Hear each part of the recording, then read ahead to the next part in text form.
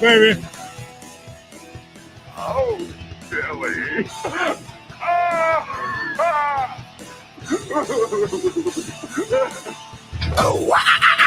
All right, boys and girls, we're here. Chewing away. Time to talk about record talks. Chewing.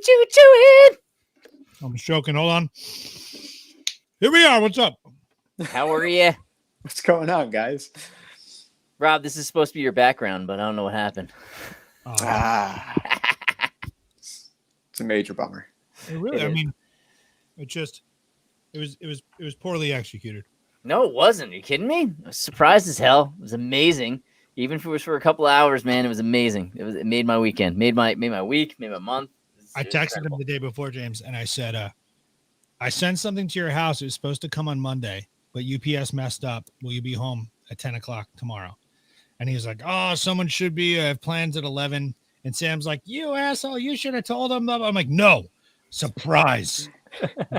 Some people don't understand the value of a surprise. Well, Yeah, There's no. definitely reason to have a surprise there. But I had driven like 12 hours the day prior, woken up the next morning and driven another hour and a half to his house. So it's like You drove to Chicago.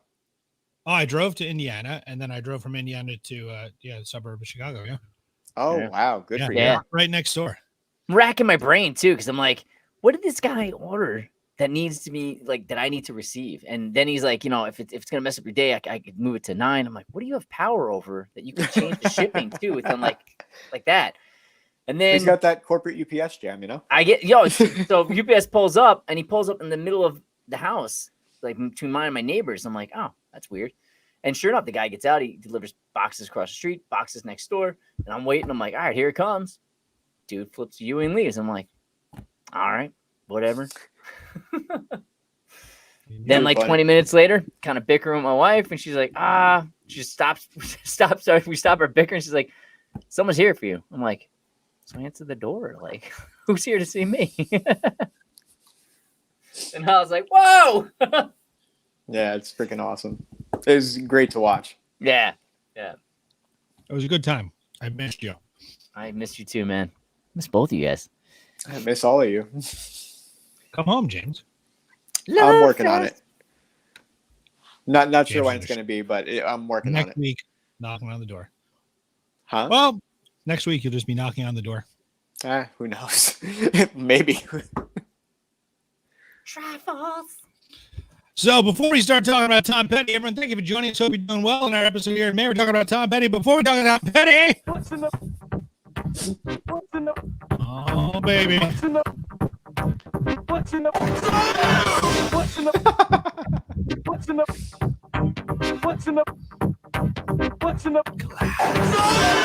Sam! Do you just have a lot of tabs open, Rob, or something like that? That you're using a lot of bandwidth, or? I'm gonna close the Facebook tabs. Oh, that could be with it. Good Yeah. call. Good call. I got to hear a live Sam from Rob. I was like, give me a Sam before you drive away. My neighbors, they got an earful. Yeah, you're instantly better now. Really? Yep. Maybe I spoke too soon. I mean, you're a little fuzzy, but audio quality is a lot better. All right. Boom. There it is. So what's in the glass? What's in the... Hey there, ladies and gentlemen. What's up, I'm Dylan? doing the same thing I did last week Ooh. because it was the first day over 100 here. So got to Alrighty. drink something cold. Wow. What was it? In case anybody wasn't tuned in. 101. Oh, what is the drink? The drink is just a Jose Especial with margarita mix and some Malibu on the top.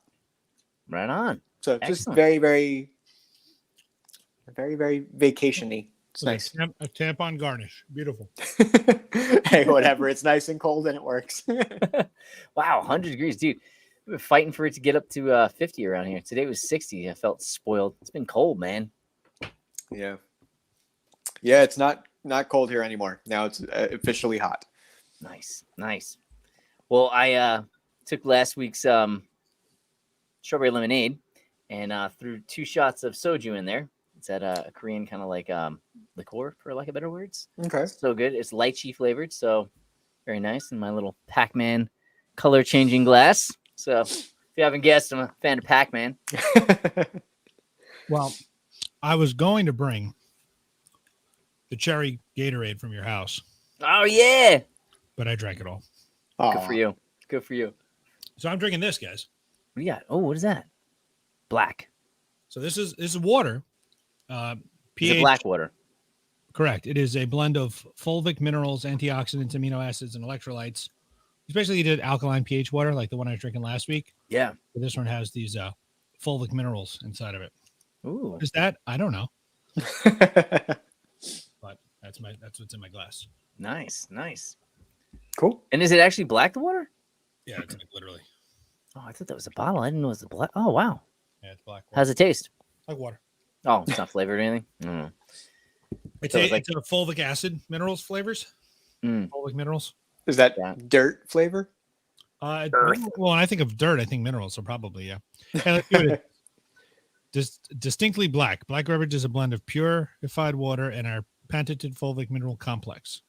I Perfect. don't tell you anything what that does it? It just has that word in there. That's a lot of words. Don't know what any of them mean. What is But- it? What is Dylan talking about with you, James? He says, "Hey, James, how's it feel to have gas? You feeling gassy, buddy?"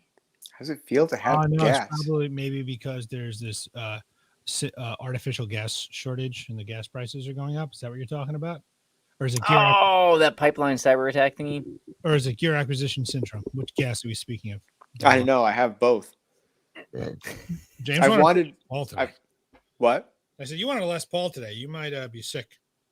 Yeah, like I want a Les Paul. I really want a KH2, but You like want I a don't Les want a new. Paul? Who are you? You know what? I was watching.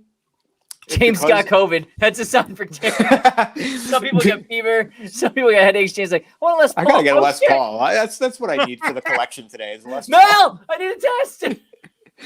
So I was watching. I've been watching like Metallica live videos because they've been like pumping out a lot of live stuff from like the vault and everything. Yeah. So I've been watching live videos when I go running after work and everything, and I came to the conclusion like I'll be the first person to say you get one guitar and it can make a lot of sounds.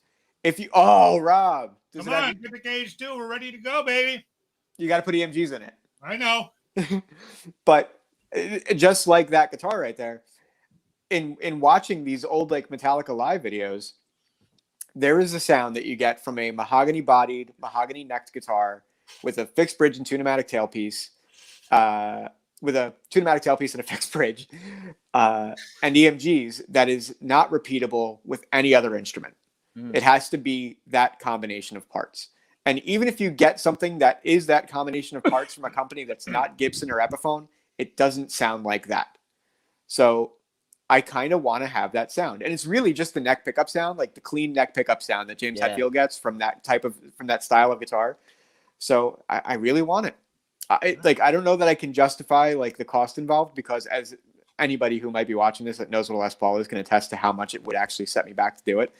But I really want it for some reason. And I want it so I can play Fades of Black on the neck pickup with a clean sound. And that's it. How many guitars do you have right now, James? Two, and then a micro short scale bass. That's very fun to play. We got a bunch of guitars over here too that you'll inherit.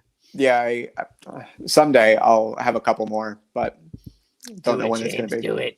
Do it, James. Do it. I have so many plans I was telling Rob about it. I have so many plans for my dad's Strat because there were all these things that he wanted to do with it and never did.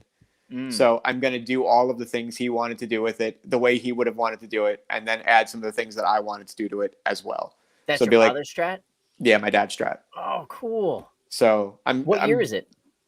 It's nothing really old or anything like that. I think it's probably like early 2000s okay. USA. It's Right. definitely not made in Mexico, and it's not the new style heel joint. But I'm just going to do it the way I think he would have wanted it done because he just never got to. So Yeah. Oh, what a great way to commemorate your dad. yeah, Nice. I figure it's like the right thing to do, Yeah. and I'll never sell it. I'll just have it forever. No, of course not. That'll be fun though. Nice. That's the Wow. plan. It's a solid Sorry, start, gentlemen. I really love like this. I took that away right there. Sorry, guys. So what are Why? talking We about all just went down memory lane. It was Let's great. broaden our minds. I just watched the Christopher Nolan trilogy. I just watched what's it called, 89 the other day. So good. So It's good. Such a good movie. Such a great movie. How is it really- up for debate that Michael Keaton is the best Batman ever? Of course he is. I There's don't no like. I don't like arguments. comparing. I think that I think each one brings something different. But I don't like comparing either. It's just a fact. That is the answer. And like, I hate to say it, Let me Michael as God. Keaton is Bruce Wayne, is Batman, because he's just unhinged enough that he sells it in every single scene he's in. Yeah. It's perfect. Mike. Yeah. Okay, for real now, Tom Petty. Yeah. So initially we were gonna do the Wildflowers album, and then upon listening to that album, and I do love that album, I just wasn't feeling it. I think because like he has such an immense catalog, both with the Heartbreakers, and then he has the solo albums and the supergroup. That I was like, damn it, we need to just do a best of, or not even a best. How do you pick one? You can't. So I tried to pick songs that spanned many of the albums. I didn't even get all of them because it just became too much of a task, and I was like, we're kind of threading the line here, so it's like, let's just do it. But I mean, this guy's just prolific as all hell. American singer, songwriter, musician, record producer, actor. I mean, he's the lead vocalist to Tom Petty and the Heartbreakers. He was previously led the band Mudcrutch, and he was also a member of the that supergroup in the '80s, Traveling Wilburys. Yeah, exactly, with Jeff Lynne from ELO, Tom Petty, obviously, Bob Dylan, and George Harrison. Sadly, let's go down sad lane here for a second. I mean, he passed away in 2017, not too long ago. Yeah. At age of 66. And I was curious because I remember like from like 2015 on, I remember each year there was just so many like iconic passings of artists and entertainers. So I was like, all right, let's go down the rabbit hole here. And these are just some of the iconic names of 2017 that we lost. So we lost Tom Petty, which was just upsetting. Chuck Berry, Charlie Murphy, Chris Cornell, Greg Allman, Chester Bennington. Some of them, obviously, some of them are much older, but some of them are very untimely, obviously. Charles, what's that? Hey, Bourdain. Anthony Bourdain. Oh. Charles Bradley, soul singer. Ralphie May, comedian. Fats Domino and Malcolm Young from AC/DC. I mean, and that's just only like a small fraction of the entertainers that were lost that year. It's just like, oh, God. That's rough. Yeah. When you put them all together like that, that's really, really rough. Yeah. But I thought a fun thing to mention about the Wildflowers album, which came out in '94, which was going to be fun because it kind of tied into that whole 90s thing that we were doing in mid-90s. I didn't know this about that album. It was planned to be a double album with 25 songs. And then the Warner Brothers record, I don't know if it was the producer or whoever it was, Lenny, suggested that it was way too long and put the kibosh on it. And it wasn't until after Petty passed away that his family and bandmates arranged in 2020 a re-release of the whole album, Finding the Wildflowers, and it was just and all the rest, and it was like all those songs. Yeah, but 25 songs, so it was going to be a double album. And of course, just like, and the reason why I mention that is you just, again, record labels just they always know better. Dicks. Sorry. Brian, your mom put a sad picture. Oh, with Petty, yeah, it's sad. It's sad because like. It was so untimely, him and Prince, both of the same opiate too, so it's. Well, they probably didn't even realize there was anything, they felt safe. It's prescribed. Of course. It's the worst kind. Yeah. We've legalized over-the-counter heroin, basically. So, I mean, it's just tragic. So many people have been lost to that. All right, let's pick it up, boys. So Tom Petty is another one. Just carrying over that theme last week and, last handful of weeks. Did not get into the Rock and Roll Hall of Fame. Yeah. Yeah. It's all bureaucracy and politics. That's why I never care. Like when you guys are like, oh, Nine Inch Nails finally got in. I don't care. I mean, it's just like, look how many other bands that have not gotten in there that are iconic, or it took like decades for them finally to be recognized. It's like, how many times people get passed up? So it's just like, to me, it seems like they do it whenever they get around to it. Right. So it's just like, I don't care. They're talking about, and nothing against Jay-Z, but Jay-Z's going to be inducted. Yeah. But then you had other bands that were iconic in paving the road and chiseling out such a unique path within rock and roll that just got constantly breezed by. And then you have someone like Jay-Z, who I'm not saying didn't pave a wonderful path within hip hop, but like when you look at that, you look at some of the people, like I'm just saying that because that just came out in the news today. It's got to be bureaucracy. It's just got to be politics, for lack of better words, Call me nuts. Did I see something in the past, probably the past week, that Duran Duran got inducted recently? I think so. Yeah, I think so. How did that take that long? Well, that's what. Yeah, so that's what I'm talking about. Nothing against Duran Duran. I like Duran Duran a great deal, but like again, how do you surpass? Why does someone like Led Zeppelin get snubbed over and over again? Why does so many bands kind of get snubbed? You know, did Jethro Tull get in before Metallica? So yeah, right. I thought that was pretty fun. They open up the heavy metal wing. Yeah, right. The heavy metal wing for the flute players. Yeah. Jethro Tull. What's up, Sam? Sam's saying hi. Yeah, I mean, I don't know. I picked 17 tracks in here. I know we're probably have time to go through all of them. I just figure it would be a great playlist. You guys can go onto facebook.com/Record Talk. The playlist is on there. It's a great playlist. It's a great list if you're kind of uninitiated with Tom Petty. It's a great way to get initiated and to open the doors to just find more, because there's so much. And this is a really, really good best of. You know what's not on this list, man, that I shaved it down from 24, so I bet you it was on there. Go ahead. Song that damn it. I had a record. That's a Blink-182 it was too long. Correct. I had a record producer tell me it was too long, so I had to cut the list down. Johnny Depp is in the music video. Johnny Depp is in the music video. I don't know that.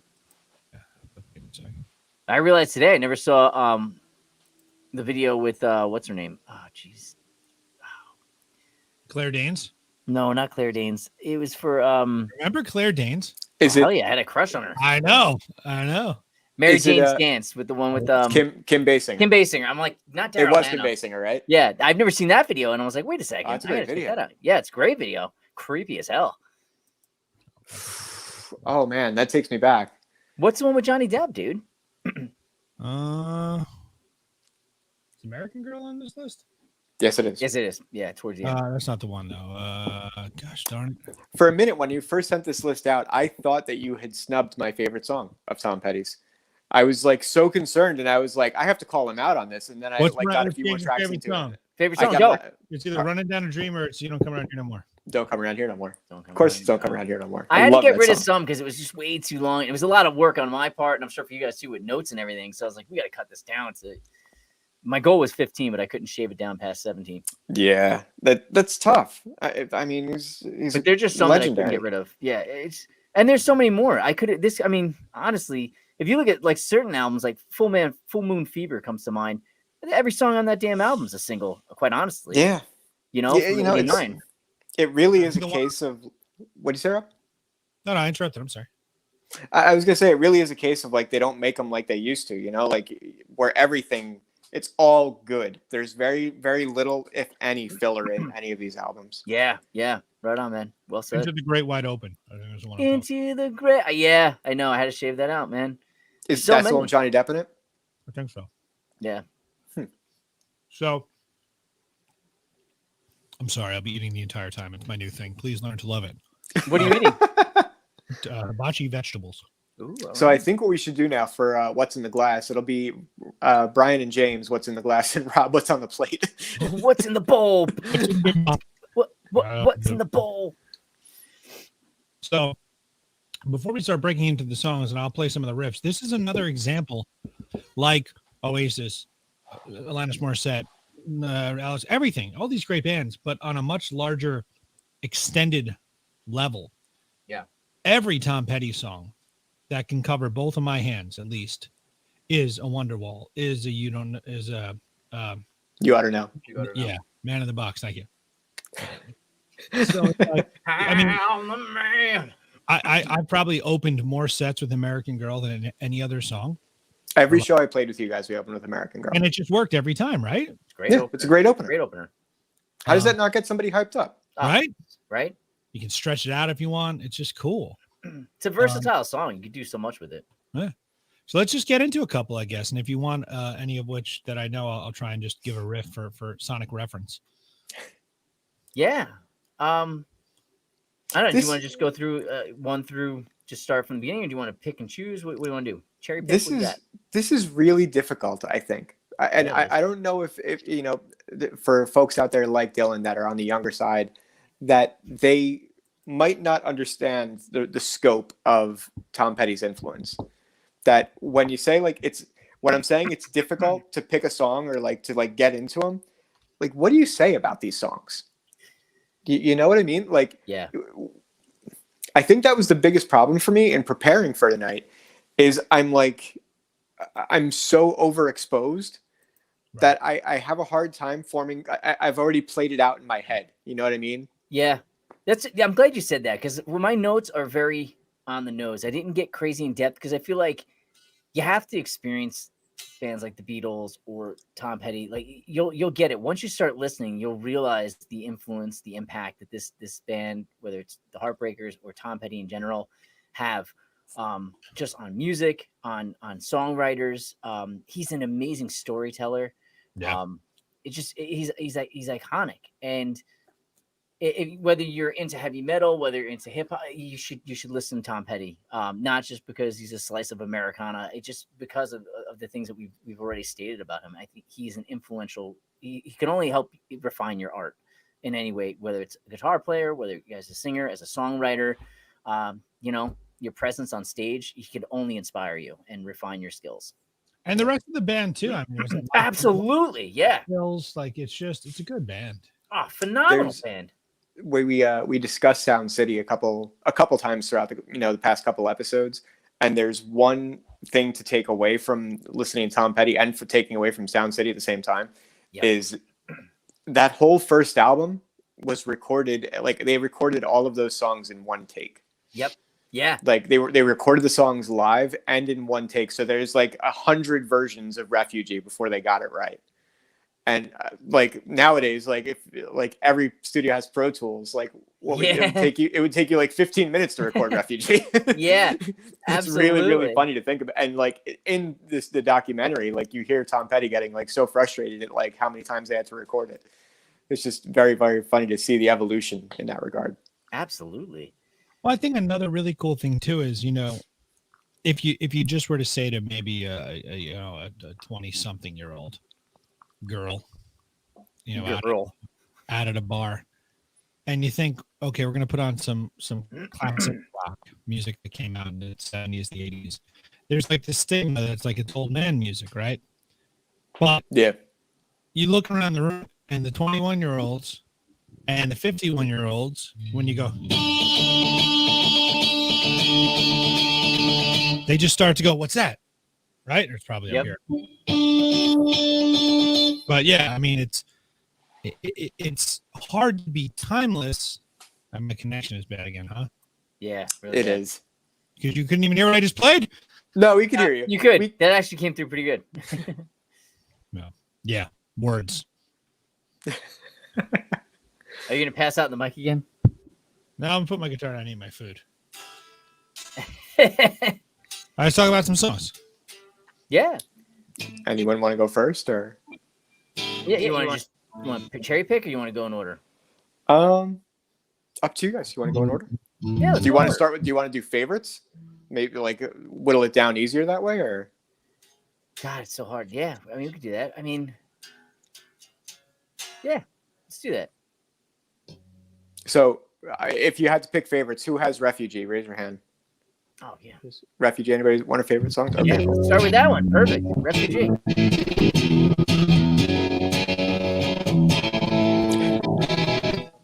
That's the 8-bit lo-fi remix.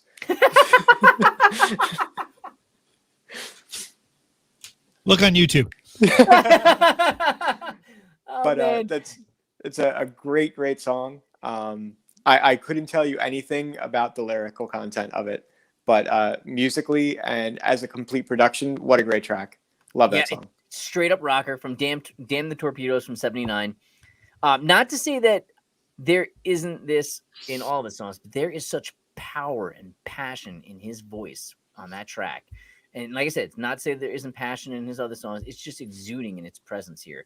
And the use of the organ on that track is such a perfect echo to his sentiment. I mean, like you said, you didn't know some of the lyrics. One of my favorite lyrics of his is in this album, in this song. He's like, somewhere, somehow, somebody must have kicked you around some. Tell me why you want to lay there and revel in your abandon. And I love that line, revel in your abandon. Like, get up. Don't allow that to happen. Don't just sit there. Yeah, it happened, but just keep charging, And I hear that. You don't have to have like a metal song. You don't have to have like this supercharged up rage song to be like, "Yeah," like that charges me. I'm like, yes, ha. It's just I don't know. It ignites me. I'm just ready to battle. I love that line. And I think that's also a result of it wouldn't work if the music didn't do what the music does in that song. Yeah. Like it's a really, really well put together song, really well structured. The riff is great. The chorus is great. It's nice and big. It's a great song. Yeah, big. Yeah, you guys have to like Rob James saying earlier. For any young people out there, Dylan or anybody else, just digest this playlist while it's up there, because sometimes we change our playlists. Obviously, they go away for a little bit, but while it's up there, listen to these songs, man. They're great. They will inspire you as a musician, or if you're not a musician, they'll just inspire you. Yeah. Yeah. Very well said. Yeah, I'm glad we jumped in with Refugee. Good one. Nice. I'm glad everybody's into that. I love that song. It's a great one. Man. Go ahead. I picked one. You pick one. You know what I'm going to go with? And this is from his last album, Hypnotic Eye, in 2014. I'm going to go with Fault Lines. It's just, I love this song. What's cool about it is you got his iconic sounding voice, right? It keeps it grounded in that heartland rock feel that they're attributed to. Yeah. But there's just far more electricity to this song, and this kind of return to that groove of some of the previous works, which you could always feel the DNA in this albums, but it's so iconic that his last album is kind of like this great bring back to their some of their first works, and that haunting harmonica feel. And it's their 13th and final album. It's the final album that the Heartbreakers did before they broke up, and then he passed away. And it really is like this stylistic return to their beginnings. And it just, I mean, I hate to say it, but what a way to go out, right? Like, it's like, God damn. Like, it sounds like the Heartbreakers from 76, and you're going to get it from 78. Like, it is just, how do you do that? You span your entire career. Now it's 2014. It's like, and just so effortlessly, bang, there it is. Like, whoa, yeah, it's just, it's such a great song. I love it. Well, I think something you could say about Tom Petty, and some people might call it a negative thing, and some people might call it a good thing, is that he knew his sound very, very well. So there's one track that I'll talk about that changes it up a little bit that I like a lot for that reason. But I feel like his sound didn't deviate that much. So he always sounds like himself, regardless of what he's attached to, I think. And that's very evident in that song, I think. Absolutely. Also, I mean, his voice is unique. Oh, man. Come on. Oh, look at him. Look at him expressing. Oh, Rob. It's a good look. Rob, you okay? I'm here. You hear me? Yeah. We hear you. You got this Happily. smirk on your face now. You're good. I'm frozen. But do you hear me? I hear you. We now. can hear you. That's better. I don't know what the hell's going on here with this internet. Rob, do you want to pick a song or? Oh no! No. No. I'm just turning that off because I don't want to be some kind of weirdo frozen with the food hanging on my face. What were you saying about this song, though? Just in general, his voice can be. No, it's not working. His voice can be. I don't want to say one-dimensional, but he does the thing, and he does that thing really well. Yeah. And he has such a great command of that thing that it just always seems to work. Yeah. Oh yeah. Certain singers that are also have, and I'm not saying he's a bad singer, so I don't want to lump him in this category in any capacity, but there's other people who have pretty distinctive voices. Billy Corgan, Jack White, Bob Dylan. There's tons of them that just have a certain tone to their voice where over time it can start to, there's one I was just listening to over the weekend that was that way as well. I forget who it is. It over time wears on you, and his voice doesn't do that at all. Right. Very, very soothing. Yeah. It's much easier to absorb. No, he definitely, you're right. I think he doesn't go down as the best singer. There's a lack of the dynamics in it, but like you said, he does it well. Kind of piggyback on what James said too. Like, he knows his sounds. He knows it, and that's definitely not why I listen. There's certain singers and songwriters you're like, oh, not only am I here for the story, but I'm also here for the way they sing it. No one could sing it the way that person could sing it. That's definitely not the case. I think that anybody could probably bring some pretty cool, unique covers to some of his music. Interestingly enough, this album debuted number 1 on the Billboard 200 chart in the first week of sales, and it was the only Tom Petty album, solo or Heartbreakers, to ever reach the top of the charts like that. And what a way to go out! Wow. Yeah, did you know that? I didn't know that either. That's awesome. I was like, damn. Well, what was his last effort before that? The last effort, so that was the last album, was 2014. Before that, you had Mojo in 2010. He did a Mud Crutch All right, record. four, somewhere in the 4 middle of years. that, That's right? Oh yeah, so I'm sorry, yeah, because he did let's see, Mud Crunch. I'm sorry, yeah, you're right. That's my mistake. So Mud Crunch was 2 was the album, because you had 2008 was their solo self-titled, and then you had 2016. So 8 years later, they did 2. So that came after Hypnotic Eye, but that was the last Heartbreakers album. Is what I should have said. I'm sorry. no. That I'm That just makes sense. because of how well it performed. Yeah. I was wondering if there was like a long like a long period in between albums, like like there was a lot of hype for it because people were really like excited for it. But Yeah. it's just now I'm even more curious that I'd like to go back and listen to some of the stuff that preceded it to see if it like built an intensity and it just naturally got more hyped up because like he was on an upswing. Yeah, there was That make only sense? one album. Yeah, absolutely. There's only one album of his that I just, and it's a solo album that I just can't kind of get behind. I love the art with the packaging of the album was really cool. It was so his first solo album was Full Moon Fever, was just amazing, right? He had Wildflowers, was one we were gonna do in '94, and then in 2006 he did The Highway Companion. I remember just being excited about that and getting that as soon as it came out, and just not, I don't know. It didn't do it for me as much as I wanted it to. And I've listened to it again recently, and it just still doesn't. I don't know. Maybe I just don't connect with it. It's not a bad album. It's the only album of his. I'm just like, Doesn't get you the same way. yeah, it just doesn't. Every other album, whether it be solo or with the Heartbreakers, yeah, I got it. Gotcha. Yeah. I don't know if you ever guys will listen to that one, but that's the one. No. What's the next one? Rob, are I you with us? Yeah, I'm here. Can you hear Much me? better now. You're much better. Yeah. Yeah, we'll see what happens. Well, go for it. Brian and I picked. You pick.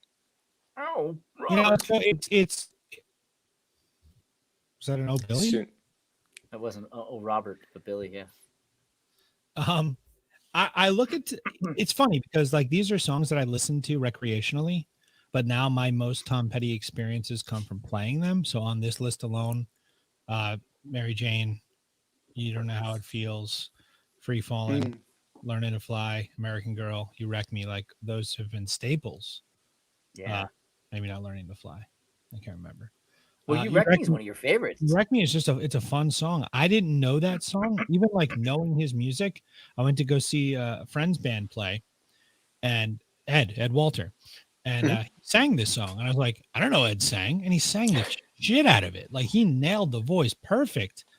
And it Sam's like, I love that song. I was like, a Tom Petty song? You don't even like guitars. How is that even possible?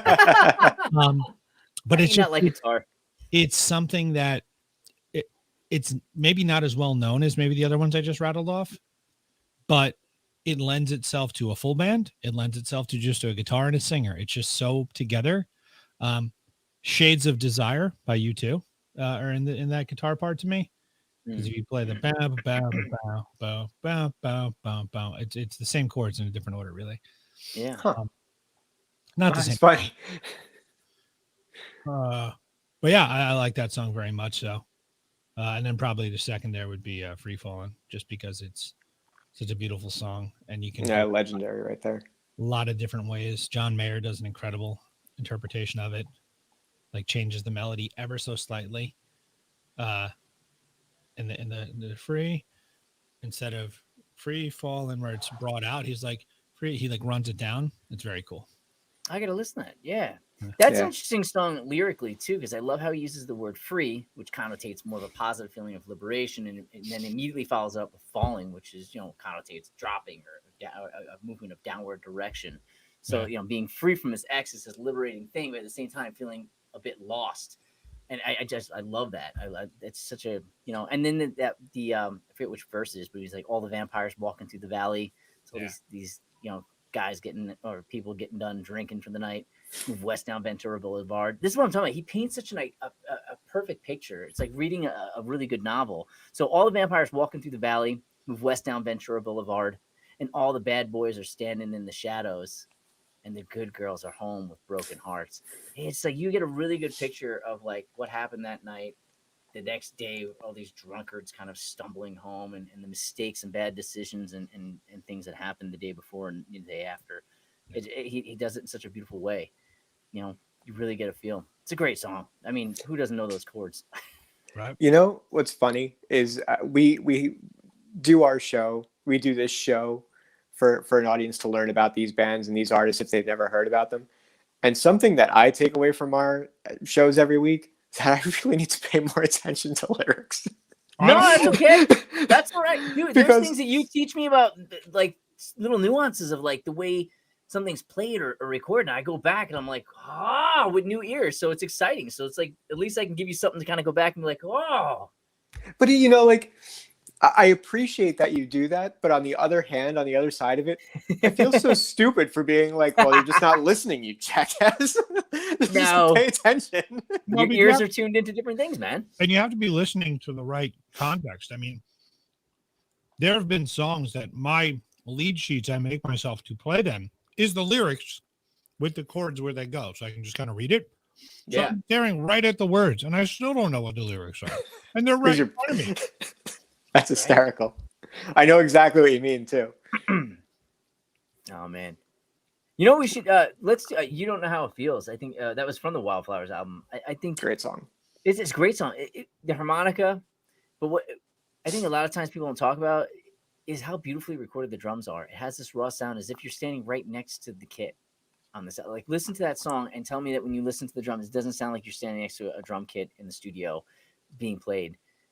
And this goes to show. So 94, you really have. So here's the mid 90s. I mean, MTV. Oh man, this is going to be weird. Yeah. MTV strongly has replaced the radio, right? It is just constant rotation of videos before MTV turns into a reality show of just hot garbage, right? On a hot August day. Just dog doo-doo. But anyway, their MTV is just censorship heavy, right? Like in this song, there's no curses. I mean, he very rarely curses at all. And they censor the word joint and roll. And you got a lot of that could be thanks to, you know, the US, just the rest of the US, you know, especially Tipper Gore and MTV and just these art stifling idiots. And it's just like, come on, you're gonna censor Tom Petty. Tom Petty. Okay. That makes sense. Like we got our priorities straight for sure. Absolutely.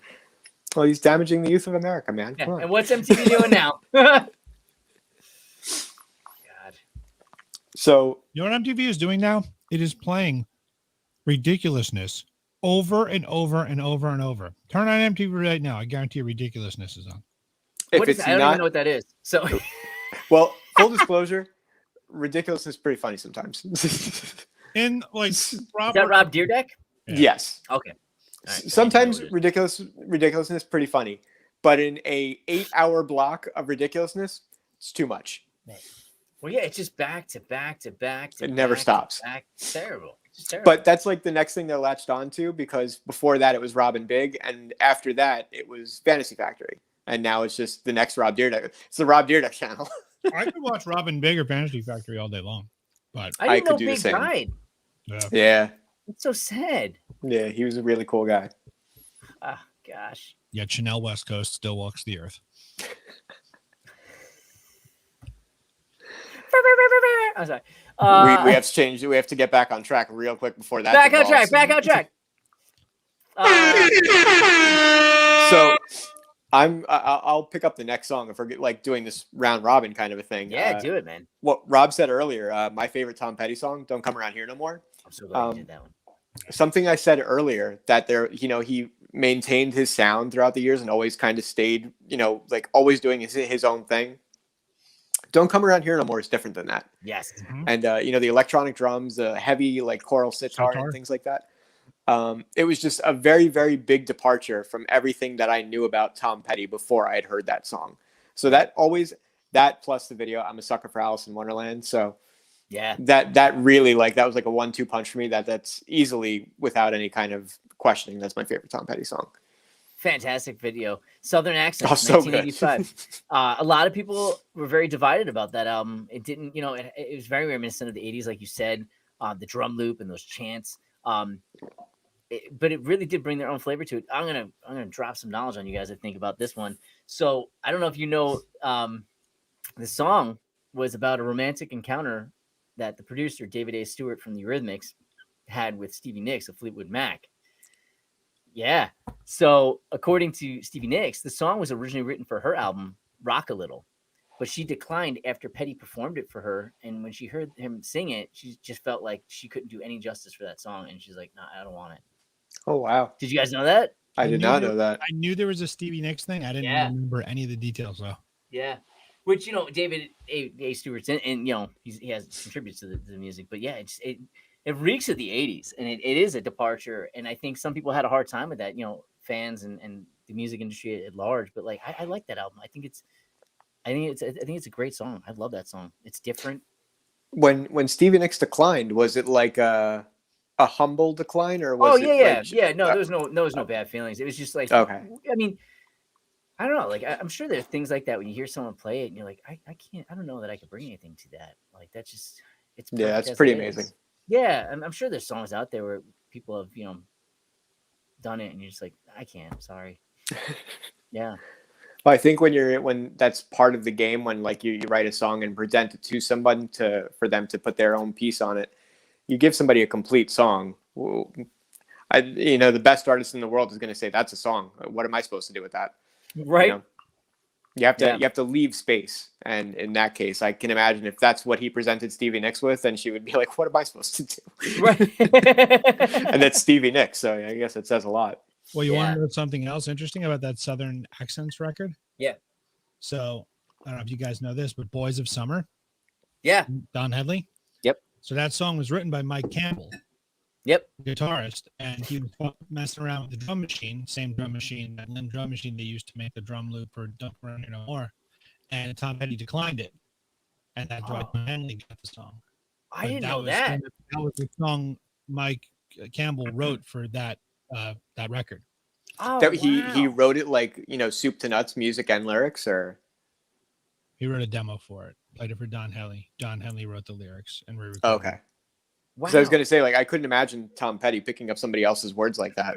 Like, I'm sure he would have done his own thing, but that's pretty incredible. I just double checked knowledge. It says that Jimmy Iovine was the producer at the time, and he said try it for Henley when Tom Petty declined it. But the Ataris did a great cover of that song, Boys of Summer. And I like how they replaced Deadhead sticker with a Black Flag sticker. So great. Like, remember it's a really good song. James, and then we were trying to say Black Roses sticker. Yeah. Too high, though. Too high to sing. Yeah, really, really, really high. Black Roses sticker on a Cadillac. See, we should have picked up that 7-string game. We would have put it right in the pocket. Would have been perfect. 100 times. Brian, what else you got? I think we're close to, like, actually we did pretty good job, like, covering almost everything. Yeah, you know what? I'll close out with this one. The Walls, the song Walls, Circus. It's a song from the music She's the One, which is great music. Ed Burns movie. I love Ed Burns from '96. Interestingly enough, the song was recorded at Sound City Studios and engineered by Sylvia Massey, who also helped engineer and produce Tool, Undertow. Wow. Yeah. This song, if you've ever seen that movie, it's a great movie, but the lyrics, I mean, the whole album, the whole soundtrack is Tom Petty. And but like, some days are diamonds, some days are rocks, some doors are open, some roads are blocked. Sundowns are golden, then fade away. And if I never do nothing, I'll get back someday. And then the chorus is, because you got a heart so big, it could crush this town, and I can't hold on forever. Even walls fall down. It's just a beautiful song. Like, it's just musically, it's written beautifully. Lyrically, it's just, I don't know. It brings a tear to my eyes. It's a great song. I love it. What do you say? What the hell do you say? Like, yeah. we haven't done this justice. Like, freaking listen to Tom Petty, people. If you're watching this, listen to Tom Petty. Yeah. Just so much to offer. Just check it out. If it's not your jam, it's your jam. Just Did we do Mary Jane? Oh no, we didn't. Wait, who's we talked about? Is that Jeremy? Jeremy, yeah. Ahoy! we talked about Kim Basinger being in the video. Yeah, that's true. Yeah. So this one's a cool one because it's actually 2 songs. I don't know if you guys know that, but we got it.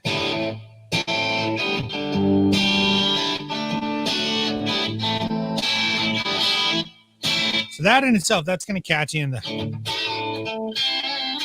But that's also Danny California. Oh, right, yeah.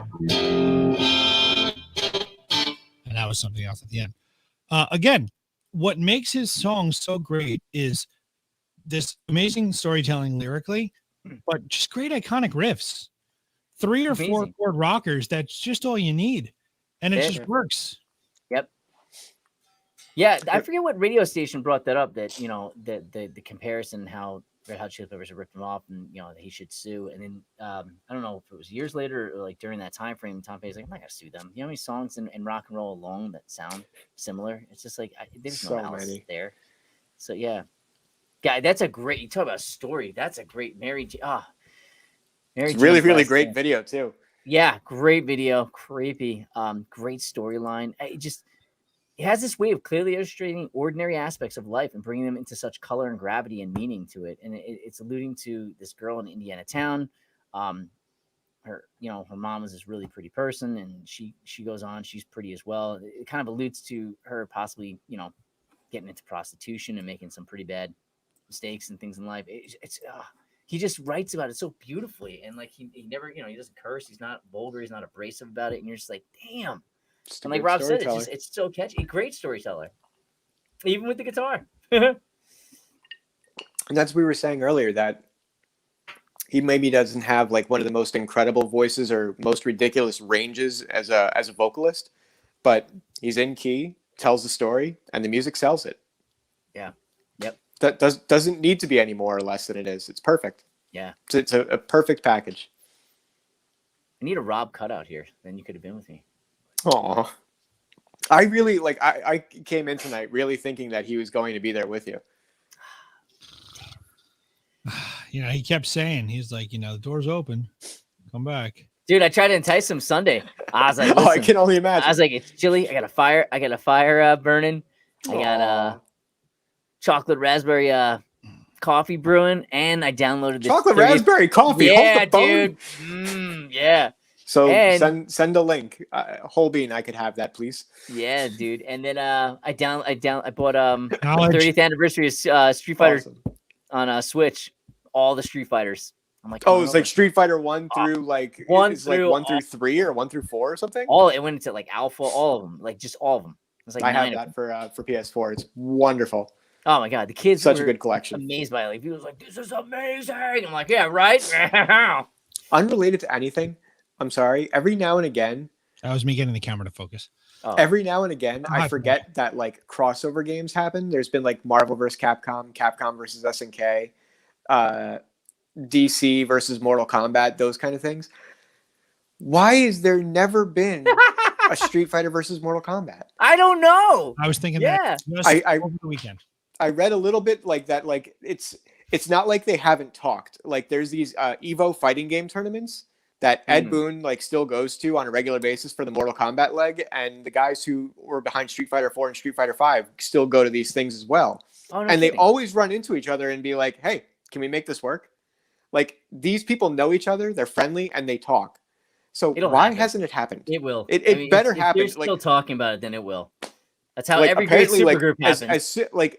as recently as like the last Evo, like a couple weeks ago, this happened. So Yeah. like from what I read, also like they said from all the parties involved, I guess because of the way they develop, if they ever did greenlight something, the finished product could happen in like weeks. Well, here's why it Because will happen. all the resources are so similar, they could literally just like all they'd have to do is just make the engines play nice together, and they would make it work. Exactly. So that was one of the reasons. The other reason is you live in an era now where like everything is instantaneous, everybody's interconnected, and then when you have something where like the fans speak out so loudly and in such immense numbers, and you get something like the Snyder cut of Justice League, where everybody's like, "Listen, we want this," and then boom, there it is. And you have people like artists like Nine Inch Nails, like F a record label. Here's music. I'm done. It's done. Here it is. It's out. There you go. So when you have these type of artists doing these things, you have the populace saying, "Give it to us." I don't see how it's not going to happen. I hope it happens. When you have the creators saying like, "Oh yeah, we want to do Like this." they're talking about it. If The they're vehicle's talking there. about the it, vehicle's here, man. It's going to happen. I don't know, because there's so like, can you imagine like Ken like getting his head ripped off? well, they'll probably. I imagine they'll have to deal with it the same way they did like Injustice. You know, like there won't be like I just don't think there'll be like straight up fatalities. It'll probably be violent and bloody, but I don't imagine these characters will be tearing each other to pieces. Or maybe they will be, and that would be great too. God, yeah, that'd be insane. So anyway, sorry, just a little tangent there, just because something that I looked at earlier. Well, it'd be today. cool to kind of see, like, because you have Street Fighters got like really cool, like Yoga Flame is like probably the most graphic thing where you see the guy catch ball flame and then he's better again. But then you have like the electricity shock, so like, it'd be cool to see that to the other opponent, but with damage, or like the closest you have like in Mortal Kombat 11. You're like, oh no! Yeah, because in Mortal Kombat 11, the damage is persistent. It stays on you throughout the course of the match. Right. So awesome. it'd be kind of could you neat. imagine being all like burnt and like blackened and stuff from being electrocuted? Now in Mortal Kombat 11, Guys! do you have those add-ons with like what was it, like RoboCop? They've added people like. I have the one with everything. Yeah. I do too. Yeah, that's cool. So funny story about that. When I upgraded the hard drive on my PS4, I had Aftermath and I had some of the downloadable content, but not all of it. But because they released Ultimate afterwards, when I tried to authorize Aftermath, it didn't work. So like I went back and forth with support from NetherRealm a whole bunch of times, and they were just like, go to the PlayStation Store and punch in this code. And they gave me a full version of Ultimate with everything like installed onto hard drive. So I didn't even need the disc anymore. Oh, wow. And it's like all the downloadable content. It's everything. So I got more than I really needed. You have the skins from the movie? Yeah. Wow. I want that. I don't play as any of those characters because I only have my like one or two main characters, but the computer still loads them up sometimes as those skins. And it's always fun to like kill Christopher Lambert or whatever. Yeah, chop his head off, otherwise it doesn't work. Yes, exactly. Ooh, meta humor. That was pretty funny though. I appreciate you. You know the Renegade version of Highlander 2 is on Amazon Prime. I almost watched it the other day, but then I was like, no. So we watched. They're remaking that too. Nah, it doesn't need to be remade. They're making it. They're gonna remake everything, dude. That's what they're doing. They're remaking everything. They're remaking you as we talk. Did you see the Carnage trailer? Yes. Yeah. What do you think? I love Tom Hardy too. I didn't love the first Venom because I'm not a fan. I think it was done well. I'm just not a fan. He wasn't properly established as a villain with his amazing storyline to be immediately jump into Lethal Protector. So, but that's just me. I think that's just a fan's perspective. I think it was done really well. I think they finally got a great actor because I love Topher Grace, but he's not Venom. Let's be honest. Yeah. Tom Hardy was a good Venom. And if you're going to have someone play a serial killer like Cletus Cassidy, who is Carnage, who better than Woody Harrelson? So it does look promising. I don't know. I think it needs the music from the Super Nintendo game to be successful. And then I'll see it. The movie ticket needs to be red. What? And the movie ticket needs to be red. Yes, absolutely. And Super Nintendo cartridge was red.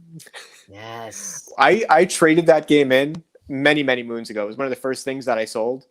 And if I told you how much money I got for that game when I got rid of it, I think I was overpaid then, and it's worth more now. Really? Yeah, I got like $150 for that game. Wow, how much is it now? It's probably a lot more than that. Wow. I don't know why that can't be this whole Sony Marvel thing. It's just annoying because like I'd like to see Venom done properly. I'd like to see a Sinister Six, all these things that was going to start to happen with the Andrew Garfield one. So I don't know. I read that what they're doing is our B side is being nerds, so deal with it, kids. Yep. That the reason why they're going to do this whole Spider-Verse thing in the third Spider-Man movie is so that Sony is basically planning to ultimately not be part of the Marvel universe anymore. So they're trying to make the Spider-Man continuity where basically this third Spider-Man movie will allow Tom, the little boy, what's his name? Tom Holland to integrate into the Sony Spider-Man universe so we can have an independent multi-tiered universe outside entirely of the Marvel Cinematic Universe. And they're getting permission from Marvel to do that? They don't need to because they own all the Sony owns all the Spider-Man characters. They have a deal with they own the movie rights for all the Spider-Man characters. They have a deal with Marvel Studios, Disney, for Tom Holland. I can't want to say Tom Hardy too many times. That younger boy to Tom Holland to be in both movies. That's why if you see in the trailer for any of this, it says Marvel Studios for any of the Disney Marvel stuff, but the Sony Marvel stuff just says, like in conjunction with Marvel. Or Right. something. So here's the thing. So they just had that release where they showed you it was for the Eternals. It was plugged as, but it was really for all the upcoming Marvel movies in this whole Phase 4. I think it is. They showed everything. They showed everything that was coming out, and they teased things that they didn't have footage for, like the Fantastic Four. But like, why didn't they show Morbius with Jared Leto's thing? Because like the trailer's already done Sony. for that. Because that's Sony. That's not that's Sony. That's Morbius. right. Morbius is not connected. This is where it gets really crazy. Because I hate it. I can't stand it. So Morbius is not connected to the Marvel Cinematic Universe, but in the trailer for Morbius, it shows the old Spider-Man stuff. You see the old Spider-Man costume, which is a Sony Spider-Man, so that makes sense. Tobey Maguire. Right. But the Vulture is in it, who is Michael Keaton, who is in the Sony Marvel movie. So it's confusing because Tom Holland exists in the Marvel universe and in the Sony universe. Morbius is supposed to only exist in the Sony universe, but because that Spider-Man Homecoming, the first one, had Iron Man in it, anything in that movie is canon to the Marvel Cinematic Universe. Therefore, Michael Keaton Vulture is canon in the MCU, but Morbius isn't. How can he be in both places, you know?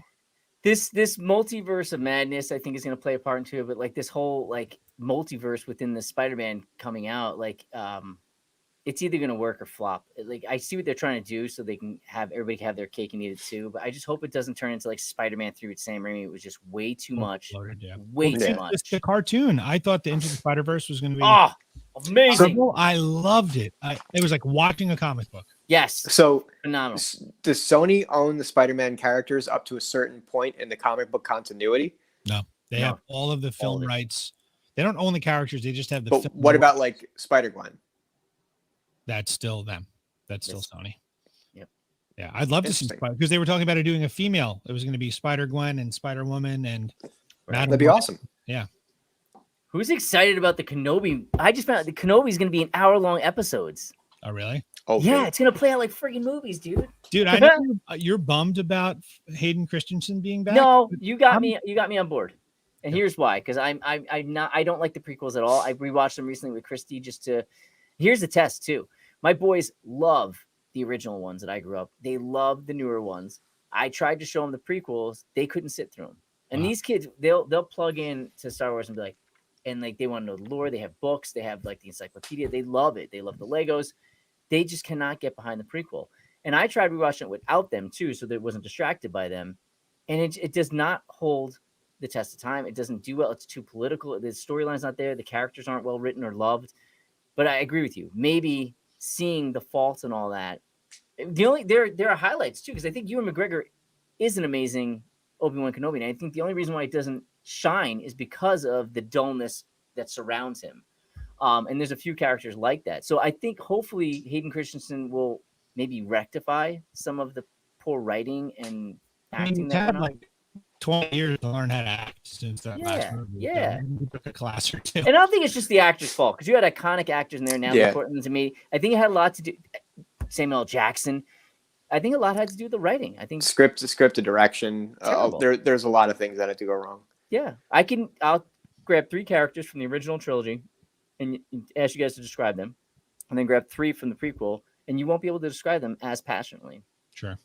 You just won't, because it's poor writing. It's just not good writing. You don't connect with your them. point. Even like inconsequential, like 4th rung down characters from the original trilogy were better written than main characters in all 3 of the prequel movies. Wait, say it again. Say it again. Like even like 3rd or 4th rung supporting characters in the original trilogy are better written than main characters who are in all 3 of the prequels. Yeah. Yep. Absolutely. Okay, so wait, prequels down, the original trilogy down. What do we feel about the 3 new movies? Didn't have to happen. I like Force Awakens. I do like Force Awakens. I do like The Last Jedi. A lot of people don't. I'm more divided about. Everyone's like, "Oh, it's so divisive about the Last Jedi." I'm more about the last one, bringing back Palpatine. I feel like that was just this 11th hour Hail Mary. Yep. They just pulled that out of their ass. They piecemealed it together. Rey being a Palpatine, my wife is cool with. I'm not. I don't like it. I don't. You know what the worst part is? The kiss was romantic. Shouldn't have been romantic. No, and there was this great kind of like back and forth with like possibly her and Finn. Right. And it's just a shit. It didn't amount to anything. The world's Yeah. worst series finale when you invest into a show and you're like, what? Huh?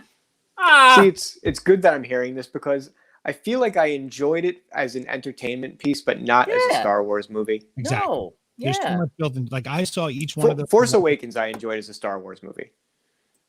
Last Jedi I didn't enjoy at all. And the third movie I think I enjoyed as a film, but not as a Star Wars. Having too many hands in the pot was a problem. Having J.J. Abrams do one, he came in as a last minute one because they took it away from Trevorrow, whatever his name was, and then you had what's his name, Johnson. Was it? Is it like Ryan? Ryan. Yeah. I think having 3 different directors like that was a bad idea. Oh, what happened to James? All right, James. He's like, I'm done with this. Yeah, he quit. Gonna shit talk these movies. I'm out. I love Force these Awakens movies. was the best of the new ones, but the Disney ones overall sucked. I don't think that they all suck. I don't think they suck. I think the series are amazing. The Mandalorian. Have you watched The Mandalorian? No. It's phenomenal. God damn it. What happened to James? Oh, he's gone again. I don't know. I was like, he's really turned off by Star Wars. No. Like I saw like all of our screens flickered for a second there. I didn't know if it was me or if it was everybody else as well, but something happened there, maybe on my end. Just you. You quit. But on the bright side, you're back to normal, Rob. You're good. No, maybe it was you eating up all my bandwidth. Yes, that's what it was. Oh man, maybe we should do our B-side next week. Should be Star Wars We talked about because it's 9 o'clock or 10 for you. So we're done. Did I send you guys the supercut of every time a character says Star and Wars in all 9 movies? No. It's like 3 minutes long, and it's just a supercut of them all saying Star Wars. Nice. Star Wars. Star Wars. I will send it to you all immediately as soon as we hang up. Rogue One was great. I agree with you, Jeremy. Rogue One was great. Everybody poo-pooed Solo. I love Solo. That was a great movie. I didn't see that either. I was listening to Seth Rogen on Howard Stern this morning or yesterday morning, and he was talking about an encounter he had with George Lucas. Like early, you heard that with like early 2012, and he was like, George Lucas was like, you know, Seth Rogen's like, so how are you?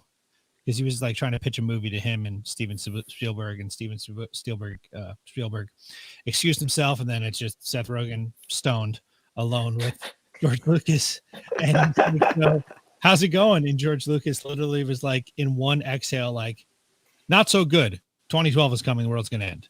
And then Seth Rogen was like, I don't know what to do with this. It just went back and forth, and he's like, I'm almost positive that he insinuated he owns a spaceship. And then they just go back and forth on the topic. And Howard's like, you know, do you think he was serious? And he's like, well, here's why I think he was serious. I asked him if I could have a ride on it. And if he was joking about a spaceship, he'd, yeah, of course you can come on my spaceship. But right. I don't think that's going to work. Imagine this dude that sold the Star Wars brand. He's a billionaire and he loves space. So he built a fucking spaceship. Obviously, he's ready to go. Yeah. Oh, my God. George Lucas and his neck. Oh, sorry. 2 spaceships. Jesus. Escape pod for my neck. So next week is episode 50. Woo! Sticky fingers. Is it 50? Yeah, I guess. No, I feel like it has to be more than that. No, it's 50. Oh, no, because we took those 3 weeks off. 3 weeks. Yeah. Oh, right. We did take Christmas and New Year's. We took some time off. Yeah, we did take a couple weeks. Was it 3 weeks? Don't you remember the season finale that's hidden in the way with the vault at the James Addiction episode? Oh man, that was brutal. Yeah. There I go, celebrating myself at the expense of the world. Oh God. Yeah. So Sticky Fingers. What's on that one? Does that have a Shattered? Everything's on there, sir. Is Paint It Black on there? No, I think Shattered's on there. No, you guys just hang. Come on, Oh, guys. Come on. You I'll guys find not own out. the album? no, You I don't own. sons of I don't own bitches. or really know any Stones. This is going to be very interesting for me because I've never really listened to them. Wait, you don't own any Stones, dude? I I'm not a own fan of Painted them. Black digitally, and that's it. And Sympathy for the Devil. Oh man. Okay. All right. So yeah, I'll give you guys a rundown of the tracks then. Little teaser. Wait. So you really? Oh man, I'm like surprised by this, James. How I are thought you? this- They, Do you Well, remember? yeah. what'd you say, Rob? I said, "Are you really?" Do you remember the AC/DC episode? Oh man, that was really really rough. That's not Brian Johnson. Ah! Oh man. Yeah, Wild Horses, Brown Sugar. Sway. Oh, Wild Horses, Wild Horses. great. Yep. Can't you hear me Wow. knocking? You got to move, So Oh man, what's the one with Shattered? bitch. No. I got the I blues. don't know if that's the name of a song or if you're Sister just literally Morgan. just calling Rob a bitch. Dead flowers. Justified. Moonlight Mile. So just so you guys know, the Sundays did a cover of Wild Horses, and if that song comes on, I immediately begin to cry, like a baby, kind of like cry. Like the Sundays version of Wild Horses is so damn pretty. I literally can't take it. I'll have to check that one out. I love the Sundays, and their version of that song is a masterpiece. Raise your I like hand if you Master. don't know who the Sundays are. No one knows who the Sundays are. Making God sure. damn it. Well, trust me when I tell you, you find that song by I them will. and you'll be It's like, a wow, band that's how that song That should have has been. a guitar player who strings his guitar with shoelaces, and the drummer plays a gourd. Check them out. The singer is a 15-year-old albino cat. I think you might love him. I don't know if Rob's making fun of me right now. I think he is.